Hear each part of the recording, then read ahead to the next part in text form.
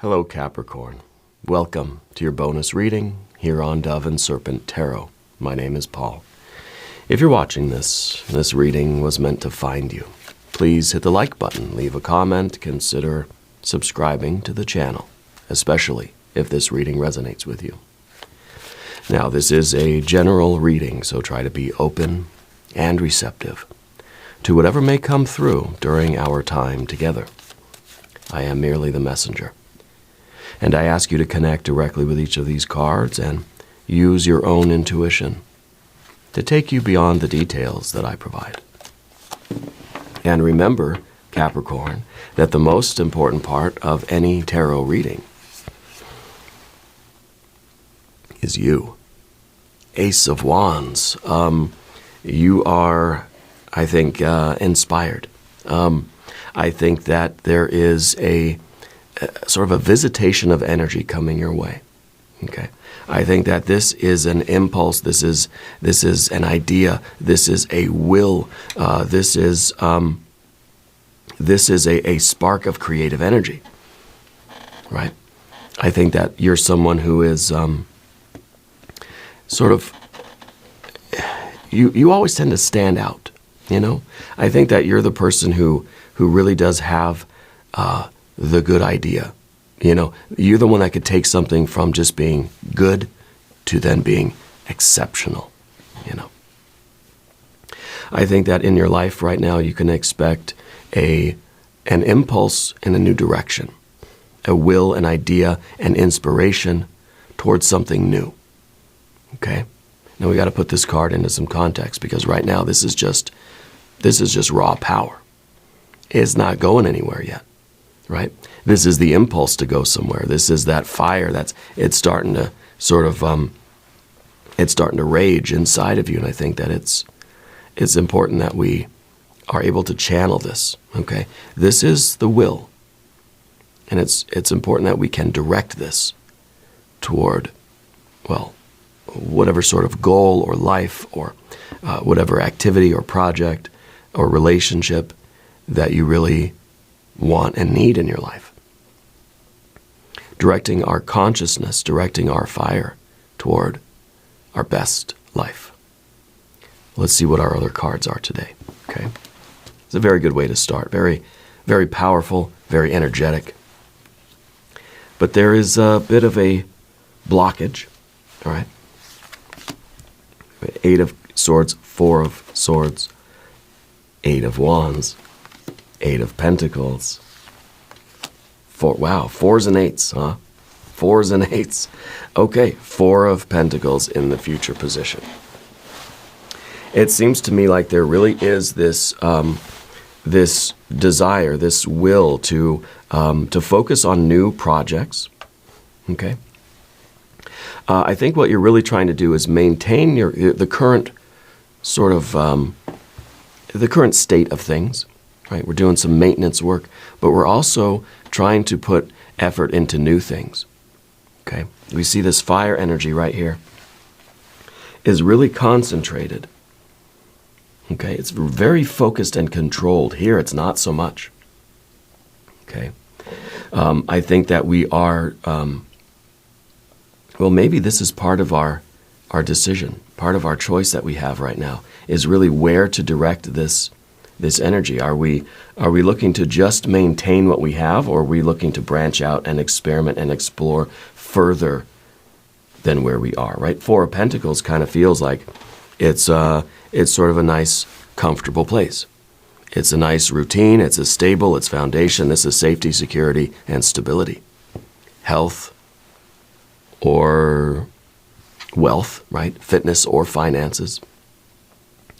It could be, do we just keep what we have? Or do we go out on a limb, perhaps, up here, and do we reach for more? Okay. I think that you're at a bit of a crossroads right now. Maybe this is a major crossroads. Okay? Because it could be that we have this 8 of Wands, 8 of Pentacles that we've been feeling a little bit too dissipated. That our will, our vital energy, our attention has been in too many places at once. I got my hand in too many things. I got too many irons in the fire that maybe none of them are quite successful. Maybe none of them are really growing in a very, in the way that we'd prefer. I think there's still progress, but maybe it's slower because we're spread very thin. And we see that with this energy here, and maybe this maybe the Eight of Swords is kind of saying, well, look, I'm kind of, it's become too complicated and too complex now that I feel just sort of tangled up. And I don't really feel that I have much control over my will. Our ability to direct our attention to certain things, this way, perhaps, or this way, right? The Eight, and really both of these, the Eight of Wands, Eight of Swords, this is a very anxious combination. I'll just say that, okay? But we'll talk about all of this. If there's anything you would like me to pray over, or meditate upon, or send positive energy toward, please let me know. All right. Let's put the rest of our cards down on the table. Three of Pentacles, the Hierophant, Five of Pentacles, and a Knight of Swords. A Knight of Swords. I think this is a very positive outcome with the Knight of Swords. It is a Libra energy. It's a cardinal air energy, right? It's kind of our ability to judge and be discerning in real time, evaluate what is worth my attention and what is not. And that sounds kind of judgmental, right? It sounds kind of harsh. It sounds maybe a little selfish. And perhaps it needs to be. Okay? Perhaps it needs to be. Because we're trying to grow our life. We're trying to achieve success. We're trying to, we're trying to enjoy our lives. For one thing, we're trying to be happy. But guess what? We don't see any water cards here, do we? So right now, we're not in a position, I think, where we're really enjoying what we're doing. Well, no, not if we're 8 and 8. Not if we're in this anxious state. This is not harmony. This is not resonance. This is a feeling of being sort of helpless, but to me, this feels very claustrophobic, right? It feels like we're sort of, we're tied up like this, and we're starting to get really anxious. We're starting to panic because we want to get out of this. We want to be able to move. We want to be able to make progress, but it could be that there are certain aspects of life that are demanding your attention. It could be that you're sort of spread so thin that it feels like we're kind of stuck, we're kind of helpless, Sometimes these cards are the jazz hands. We start sort of tap dancing on the shag carpet. We know we've got to get going somewhere, but maybe we don't know exactly where or how to focus our attention, like this Ace of Wands, this very focused attention. Okay? I think we're trying to focus our attention up here. Growth, progress, right? Something that is getting the attention that it needs, and it's growing, it's flourishing. Look at it's bearing fruit. This is a beautiful tree. But the way we've been going now is going toward this Four of Pentacles, which I think is rather arid. It's rather dry. It's an enclosure, right? This is stuck inside the house. This is limited growth. This is restrictive. Well, up here we have a lot of growth. We're out in the sunshine. Things are really prospering, right? We're branching out. We're reaching out. There's fruit on the trees. But here, this feels like we're just sort of stuck in this little box. And maybe in the box, yeah, it's safe in there. It's comfortable, sort of. It's comfortable because it's familiar. It's routine. Sometimes there's a lot of comfort in routine, even if that routine is very limiting. I think you are indeed at a major crossroads right now. And the Eight of Swords is kind of that feeling of, I feel kind of helpless. I feel like I don't know what to do. To get to my Eight of Pentacles, to get to the growth that we really want to see. and to get out of this box. And honestly, going this way, this doesn't feel like a very good prospect, does it? It's limited, it's small, it's a little box, it's a casket, right? This is wide open. Now we're outside in the sunshine, and it's early morning, or it's evening, the sun's starting to set. It's beautiful out here. We're growing, there's fruit. It's an enjoyable life. This sort of feels like a prison, right? Let's select our mystery card. I think this is a very major crossroads for you. This is the Factor Infinite and Unknown. It is a random card from the Smith-Waite Tarot. We're going to set it down here with our little octopus friend, the 8 of Tentacles. And you got a lot of 8s here today. Yes, you certainly do. Probably another 8 here with our 8 of Tentacles. So the 8s are really this energy that loops back in on itself. And sometimes it feels as if we take one step in one direction, we have to come back to center. We take another step, we come back. Another step, we come back. This way, this way. And there's a lot of activity. There's a lot of dissipation of energy. There's a lot of energy expenditure. But there's no progress here. Because we take 2 steps forward, 2 steps back. Maybe 2 steps in the other direction, 2 steps forward, right? It's like we have all these complex directions and things and movements, but if you add them all up, we've never left this spot, right? And so you may be living a life right now that feels a little overwhelming. Feels like you're being pulled in so many different directions. It feels maybe from outside influences. There are responsibilities in your life. There are people that demand your attention, you know? And it could be coming from inside as well, that there's so many things you want to do. There's so many things you're trying to do. We get started on some things, and then we sort of go in the opposite direction, and we start doing something else. And it's sort of like we undo all that progress, and we end up right where we started.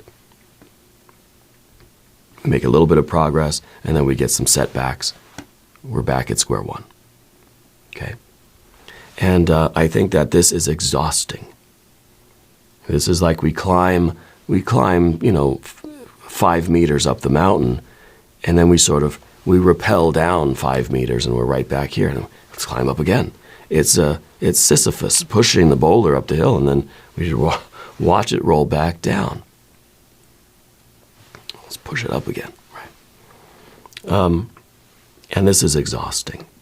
And sometimes we get into that kind of a life, whether we're talking health or wealth, fitness, finances, whether we're talking relationships, whether we're talking, just life in general.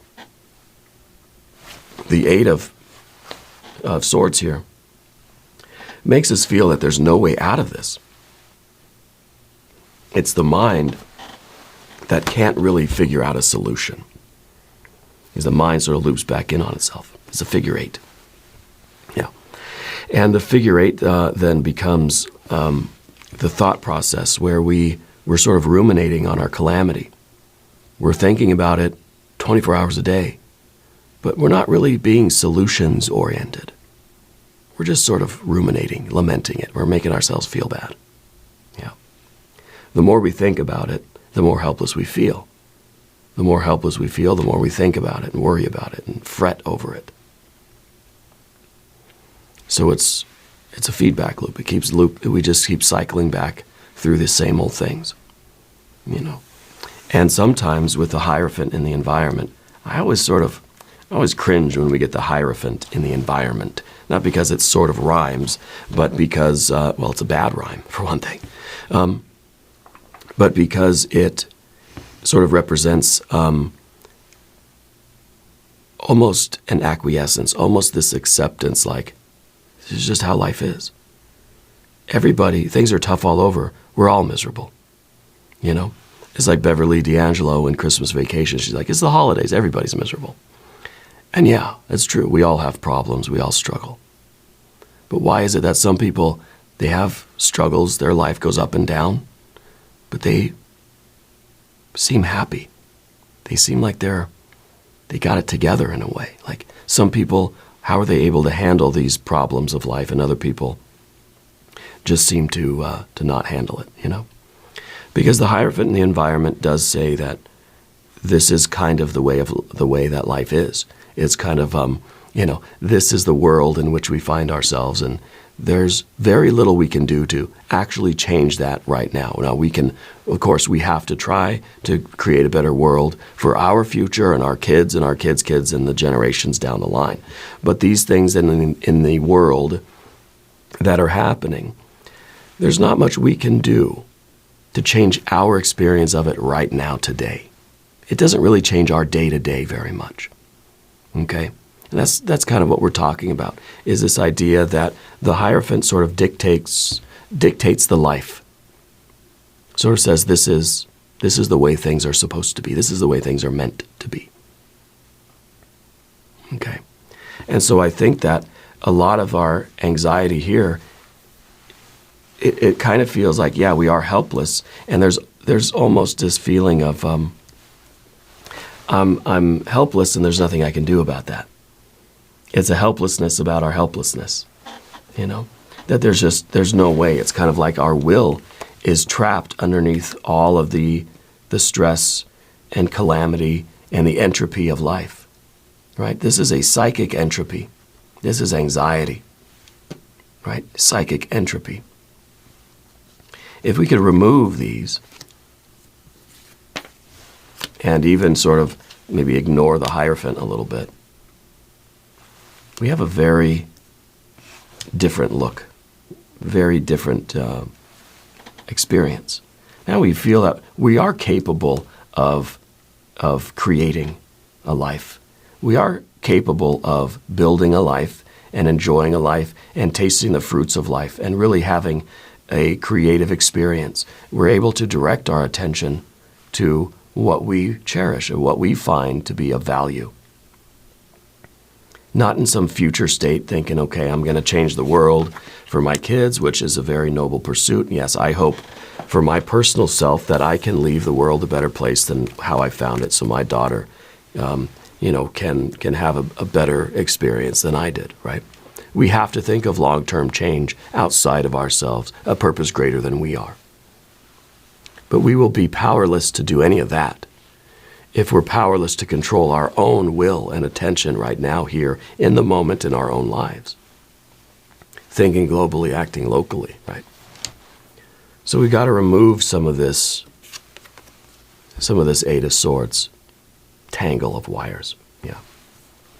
So I think you are at a crossroads now, because you recognize that heading in this direction is death. It is not productive. It is not what you want. It's dry, bare. It's a four. It may be a routine life. It may be I can get by. I can make ends meet. Yeah, sure, but I'm not growing. I'm not expanding. I'm not branching out. It's like this is a little pot. This is a little tiny pot with some soil in it. And you put your plant in there. And you say, that's a happy plant. Well, it's going to be limited. It's not going to grow very tall. You're not going to get very many tomatoes if it's just a little pot, What you want to do is take that tomato plant and put it in your yard somewhere with some good soil where the roots can it can get as big as it wants to get, right? And that's sort of an Eight of Pentacles. But what does the Eight of Pentacles need? What does that tomato plant need? Well, it needs the soil, right? It needs a good environment, a supportive environment. I think that's what we're trying to optimize the conditions. Okay? There's only so much we can do to optimize the conditions. The soil in which we find ourselves, not much we can do about it. We'll do what we can, right? And maybe it's more of over time the soil will change. But for us right now in our growth, this is pretty much the soil we get, right? The time and place in which we find ourselves. The parents we had, the childhood that we had. We can't change that stuff. We can't change much about the institutions of the world. We're going to participate and be members of society, and we're going to affect change that's kind of more long-term. Change is slow over time. It's like that death card energy, right? But for us in our lives right now, this is basically what we get. So the soil we can't really change too much, a little bit. What else do we need? We need sunlight. Okay. We need will. We need spiritual energy. Well, that's our attention. We need attention. We have to give attention to these things, to ourselves, to the life that we want to live, to our experience of life right now. We've got to give some attention to it. Well, that's something we can change, right? And I think it has to do with this crossroads that you're at. Because there are a lot of things that you're giving attention to in life that I think you're asking yourself why. What is the point of putting your attention on certain things? Certain people, certain problems, certain things that don't really, when it really comes down to it, don't really matter much to you. Sometimes we keep ourselves busy just to be busy. Sometimes we get in the routine of filling our days with so many different things that demand our attention that there's no attention left for ourselves or our lives. We're focused on current events. We're focused on the television or on YouTube. And, well, YouTube's the exception. You can keep your attention here. It's okay. We focus on other people and what they're doing. Celebrity gossip, these reality shows, We focus our attention, or not even focusing our attention. We allow our attention. And sometimes it's not, that might even be too much. We don't even allow it. It just happens. Our attention is taken away from us onto all these other things. And at the end of the day, there's nothing left for us. All right? All that sunlight, it's kind of like there's all these things that are dissipating it, that are sort of hogging all that sunlight. And so our life, our plant, our progress, our well-being, our happiness, whatever you want to call it, not getting very much of that sunlight, that focused attention, your consciousness, right? And imagine if you had a tomato plant and you just stuck it in the ground and it said, see you later. Never gave it another thought. You never gave it any attention.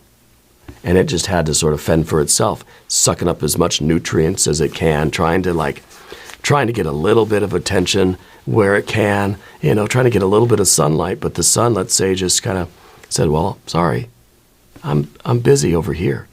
I can't shine my light on you, poor tomato plant. I don't think that tomato plant would do very well. Okay. And let's say we try to plant our tomato plant in the fall. Right? It's got to go through the darkness of fall and the darkness of winter, and the sun's busy doing other stuff. Tomato plant's not going to really survive, is it? Okay. The same for anything, for us, for our own lives, our own selves, right? Our real self, our true self, capital S. Yeah. And maybe this is a sort of starting to sound selfish. Well, it should. Capital S, selfish, right? And that doesn't mean that we're not concerned about the environment or about other people or about current events, because those do affect us, okay? Maybe more indirectly, but by having concern for our other people and for our societies and our civilization, by putting our attention on those things in a way that takes into account that symbiotic relationship. Because I'm a part of that, and I want that to be the very best, because that's going to be good for me. And that's going to be good for my kids, and et cetera, et cetera. But it is selfish, because it's self-aware, right? The Ace of Wands is the light of consciousness. This is that ray of sunshine, that one beam of light. And it's saying, we're putting this sunshine, we're putting our attention. Maybe we're concentrating our sunlight, focusing it now on what we're trying to build and grow and the kind of life that we want. The soil is the soil. The attention, we got to give this thing some sunlight. What else does it need? It needs water. Everything needs water, right? I mean, we're 60% water here, I think, or maybe more. I don't even know. I think it's 60%, right? Or it could be something like 80% water. No, I think it's 60. We need water. This thing doesn't only need some fertile ground and needs attention. And the more attention it gets, the sort of better it's going to be, right? The larger it's going to grow, the bushier it'll be, the more tomatoes it'll have, right? It also needs that water. And I think in our lives, that water is that sense of joy, the sense of the emotional relationship with our lives, you know? When we're so distracted by all these millions of things out in the world that are vying for our attention and stealing our attention in a way, manipulating our attention, I don't know that we really experience a deep sense of connection with those things. We may laugh or cry watching a film, you know. We may have sort of these surface level emotional reactions to what we're watching or what we're experiencing, you know. But how is there really a depth there? Is there a real joy in life? Are we really feeding our life moments of joy? We got a 3 of cups poured on there, 3 of cups over and over and over again. That's going to create this very complex life, this very rich and meaningful life. It's got to have that water. We've got to be engaged with things that bring us joy. As we're doing them, as our attention is on it, we're experiencing joy doing that in that moment, in that activity, in that work, let's say, right? And work is whatever we're giving our attention to in a conscious way, not an unconscious, passive way, but in a very conscious way, giving our attention to something. And we're working on it.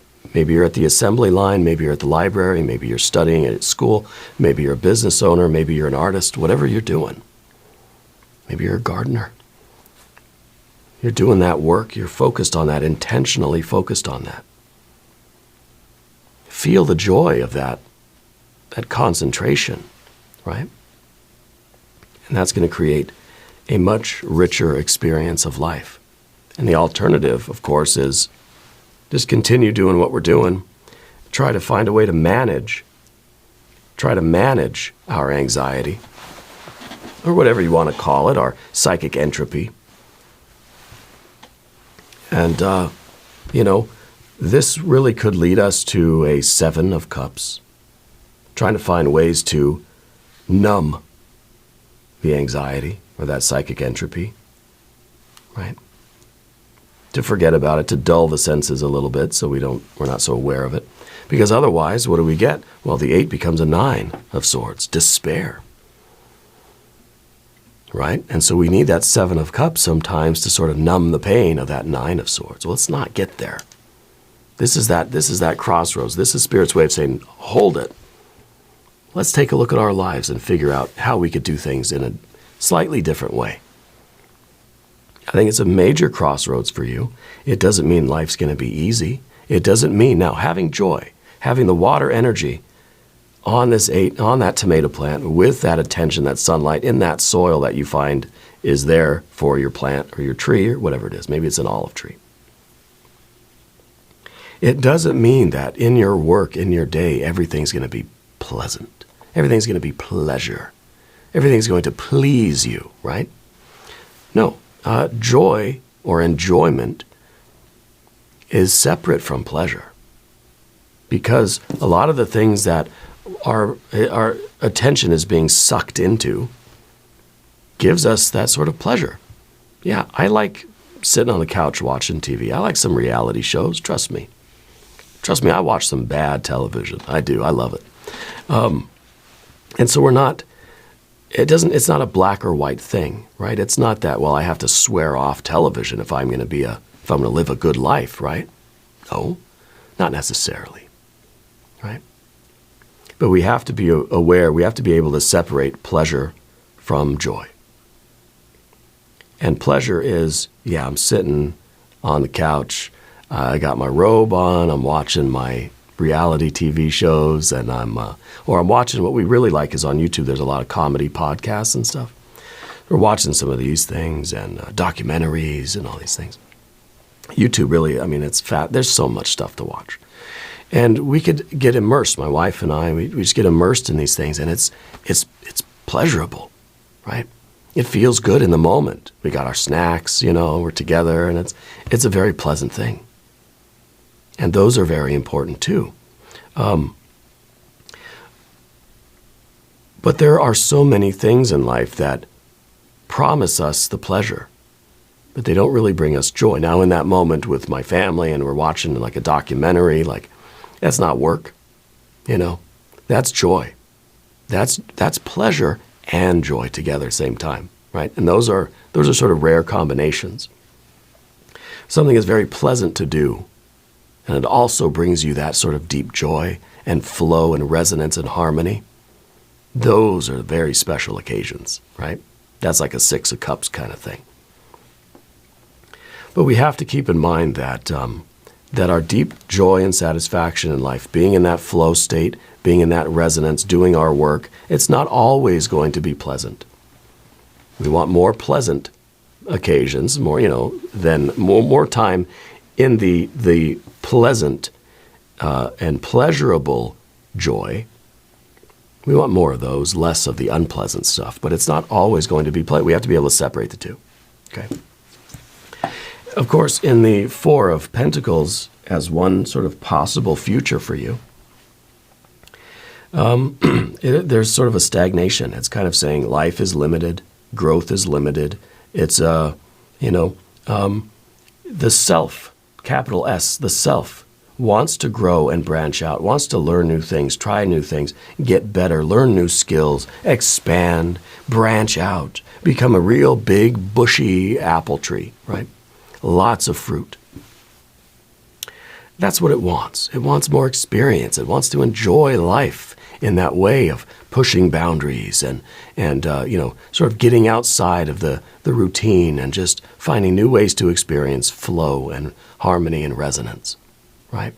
Trees try to grow as big and tall as they can. They try to branch out so they can touch other trees. Or trees that grow so tall they're trying to touch the sky, I really love trees.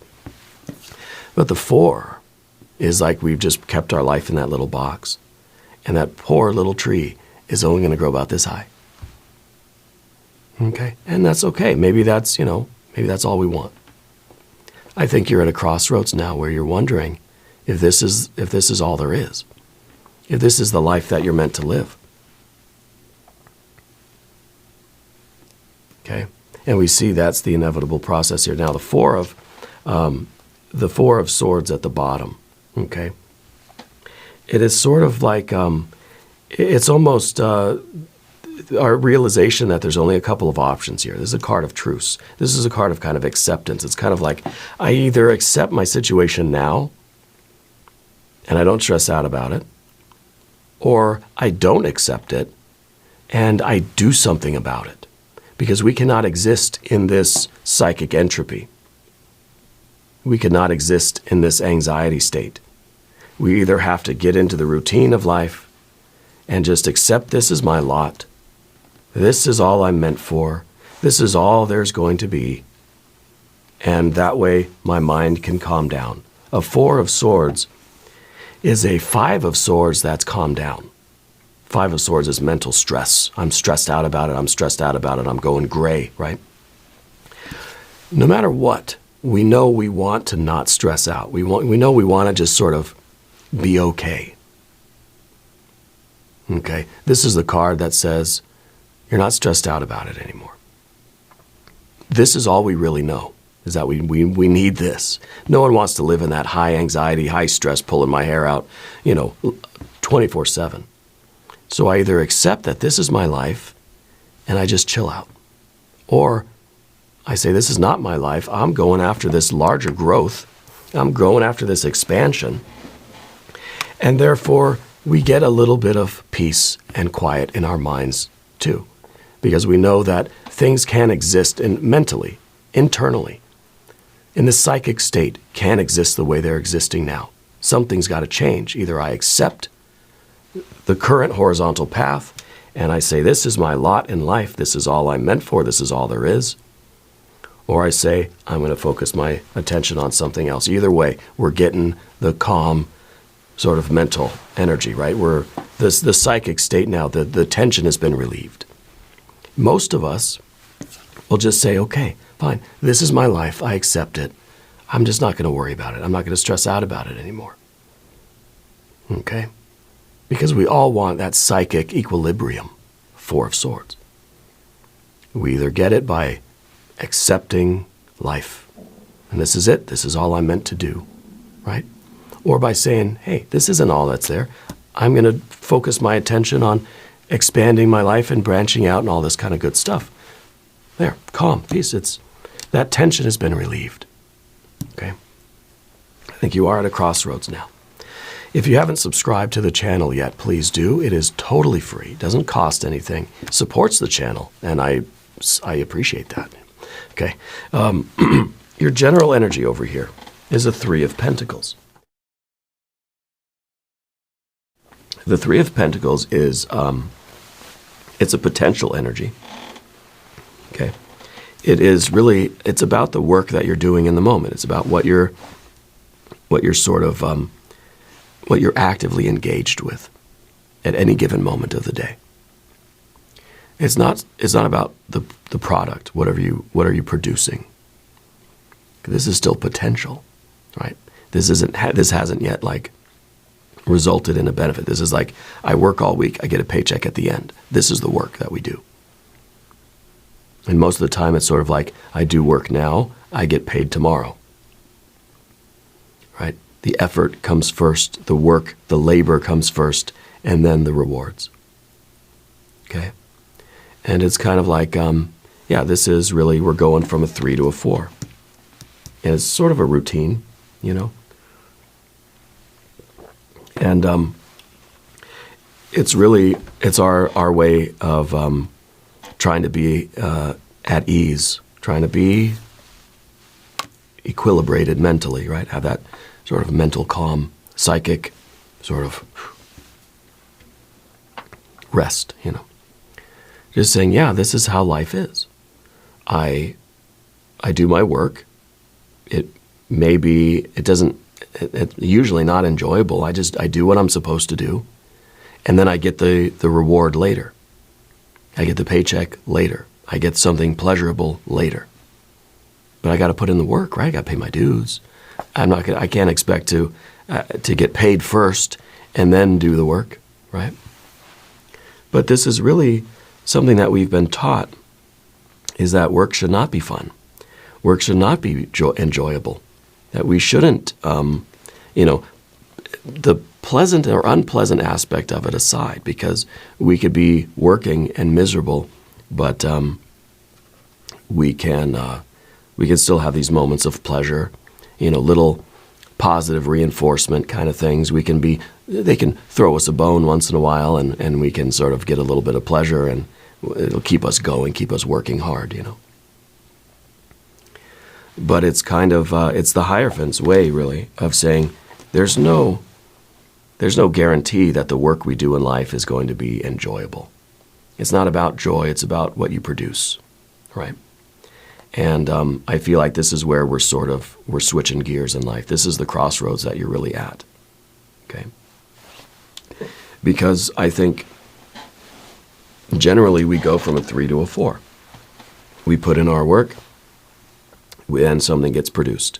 The paycheck, and it's sort of the routine. 3, 4, 3, 4, 3, 4. There's nothing more. There's nothing higher than that.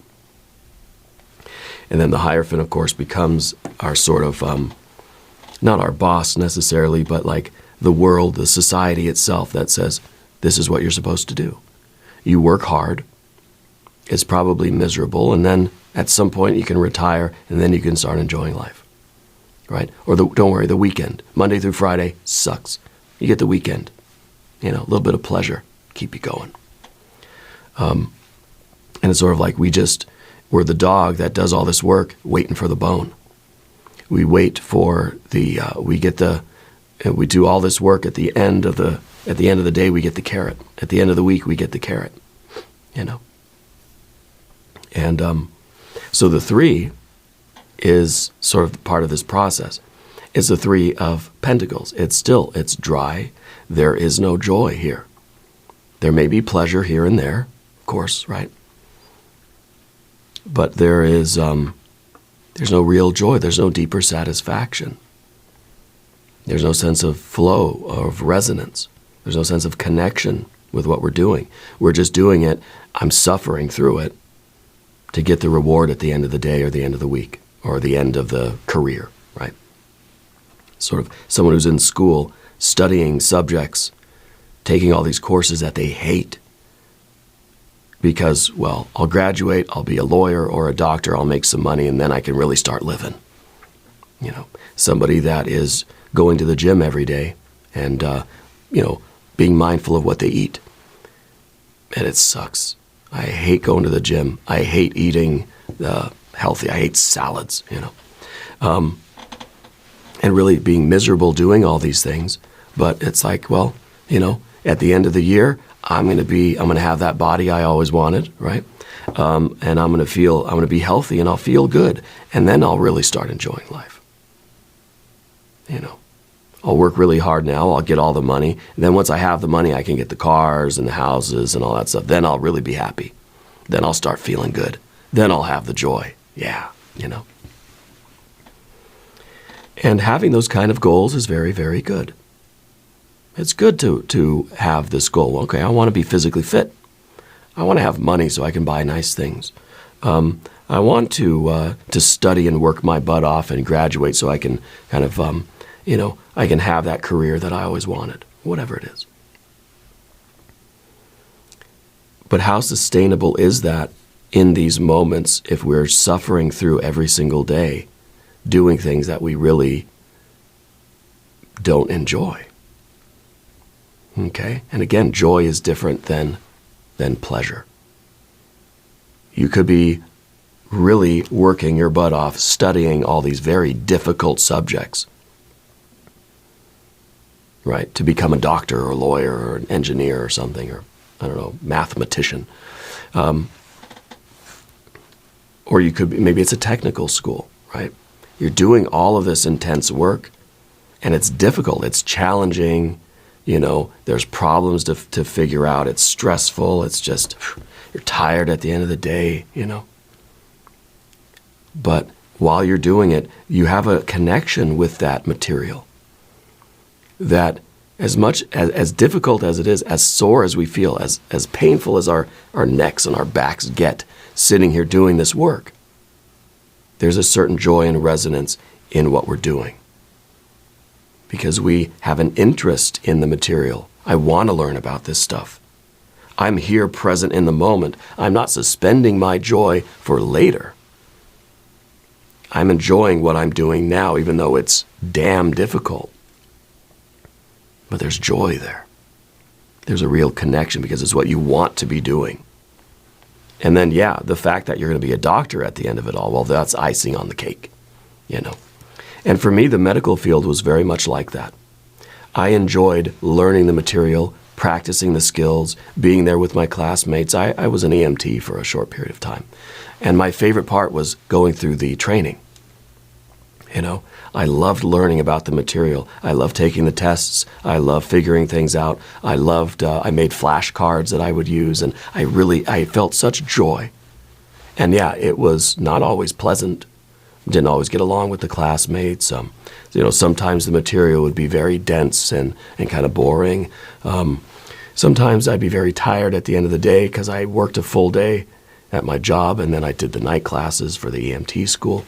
And so it wasn't always pleasant, but there was a joy there. And that joy, to me, actually, felt better. I had more connection with that learning process than I did with actually doing the EMT job afterwards, right?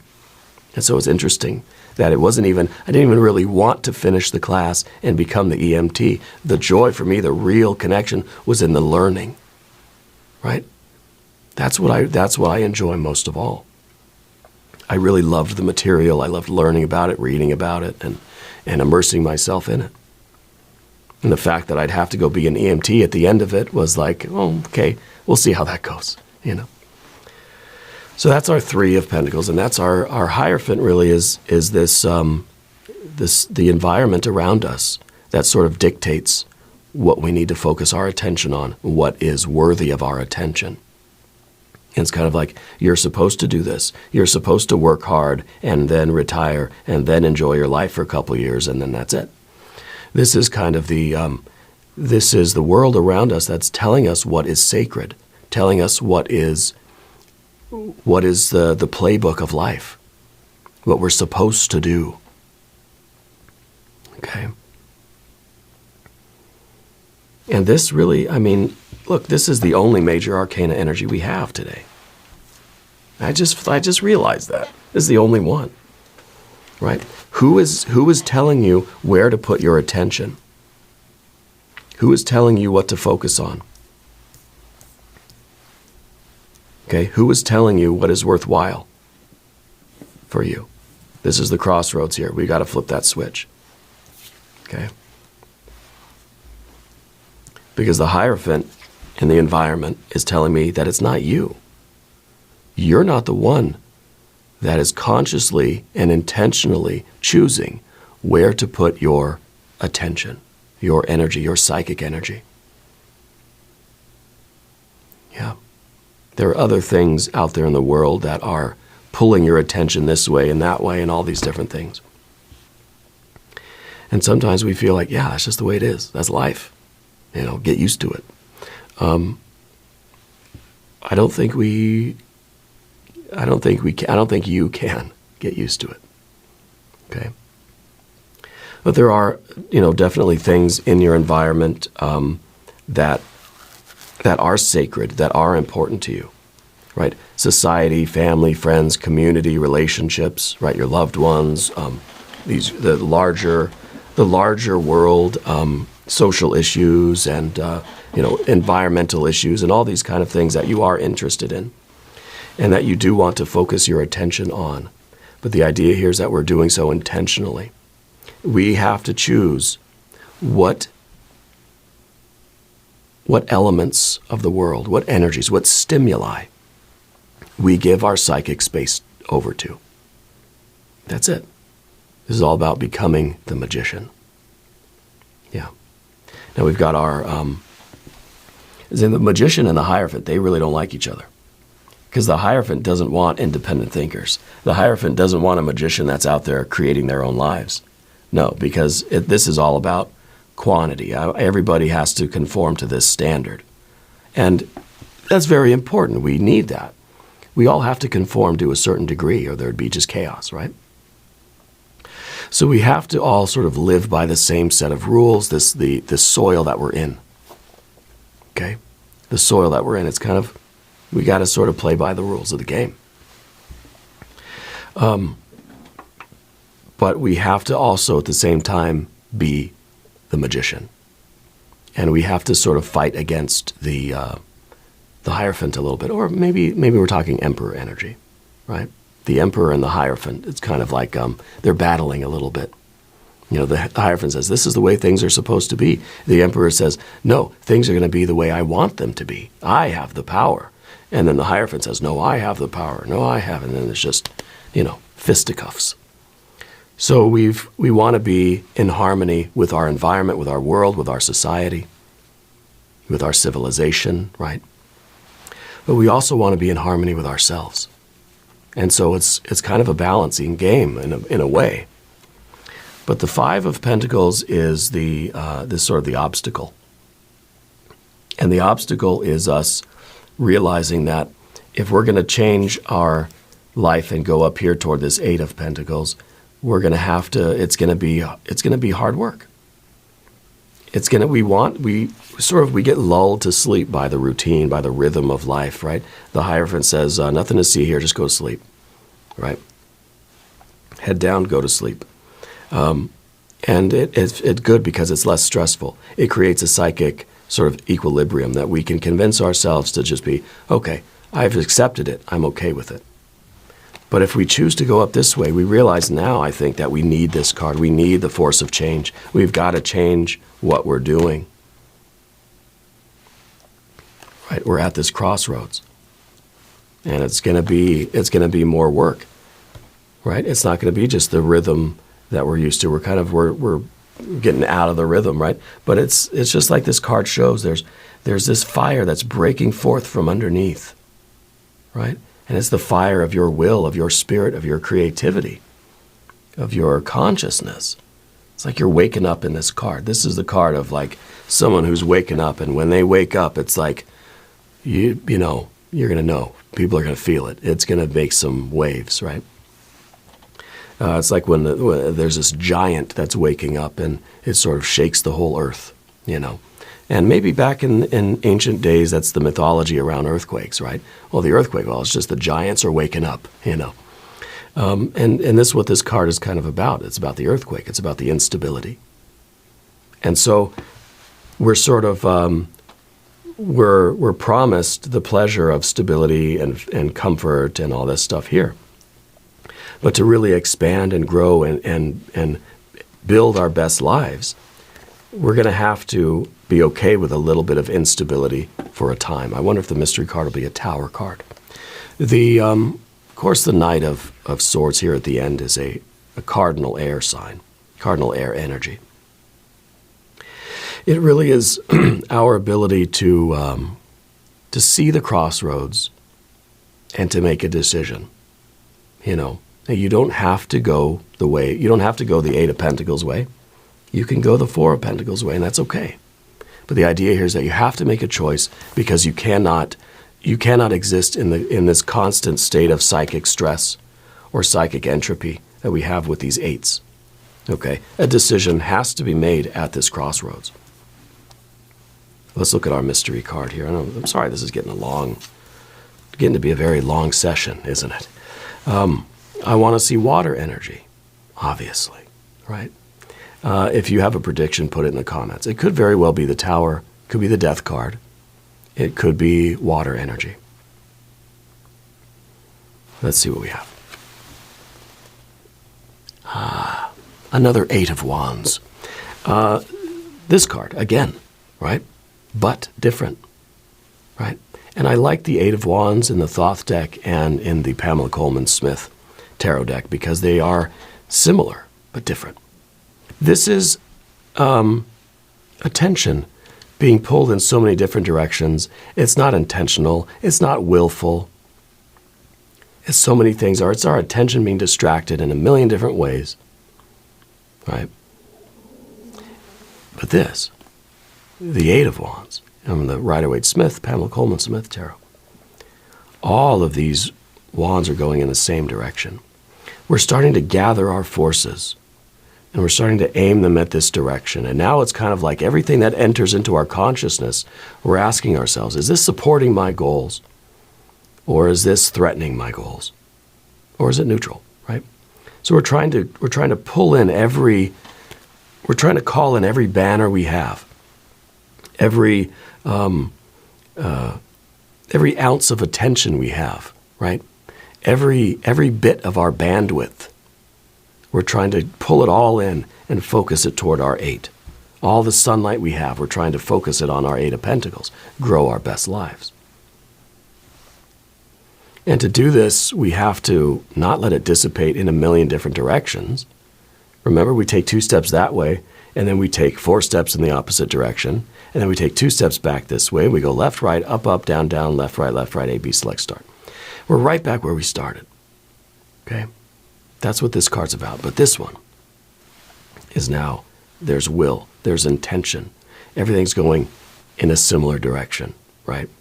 And so I think that this is about us trying to focus our minds. See, it's very difficult to be one-pointed. It's impossible to just concentrate on one thing to the exclusion of every other thing. We have thoughts, feelings, we have sights and sounds from outside, we have feelings coming from inside, your belly's rumbling, as mine is, and all these other things are going on, right? What we can try to do is take every ounce of energy we have, every bit of bandwidth, and apply it toward our best life, right? We have to choose those stimuli that we give the psychic space to. And we're given psychic space as much as we possibly can within reason. We're giving our psychic space only to those things that are taking us to our goal, that are supporting our goal. Okay, within reason. That's the key here. We got to do an extended reading too. I want to see if there's any water energy that comes up here somewhere. If you want to stick around for that, there's a link up top, there's a link down below. New readings for Capricorn, Thursdays and Sundays. Be sure to watch both readings. Yeah. If you haven't subscribed to the channel yet, please do. It is totally free, doesn't cost anything. Leave a comment and let me know where in the world you're watching from. I want you to know that you're the most important part of Dove and Serpent Tarot. I thank you and I love you, and we're all in this together.